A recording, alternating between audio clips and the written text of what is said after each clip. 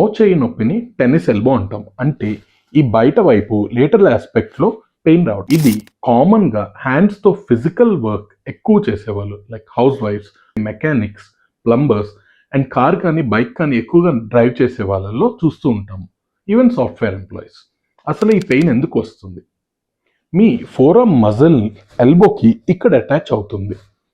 So forearm మీద repeated strain పట్టడం వల్ల ఓవర్ ద టైం ఇన్ఫ్లమేషన్ అనేది పెరుగుతుంది. దీనివల్ల ఈ ఎల్బో నుండి ఫోరామ్ వరకు పెయిన్, బర్నింగ్ సెన్సేషన్ వస్తూ ఉంటుంది. ఇది ఇనిషియల్గా పెయిన్ తక్కువ ఉన్నా ఇగ్నోర్ చేయటం వల్ల కొంతకాలంలోనే చాలా పెద్ద సమస్యగా మారుతుంది. ఈ పెయిన్ని ఎలా మేనేజ్ చేసుకోవాలి? రెస్ట్.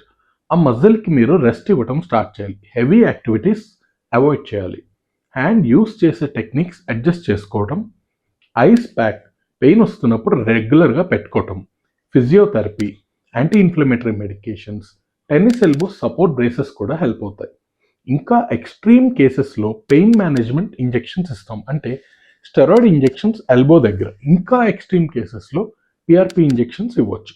సో డిలే చేయకుండా ప్రాపర్ డయాగ్నోసిస్ అండ్ ట్రీట్మెంట్ కోసం ఎర్లీ స్టేజెస్లోనే మీ డాక్టర్ని కన్సల్ట్ చేయడం ముఖ్యం. క్లినికల్ డయాగ్నోసిస్ ద్వారా దీన్ని ఈజీగా ఐడెంటిఫై చేసి మీకు నెసరీ గైడెన్స్ ఇవ్వగలం. See you in the next video.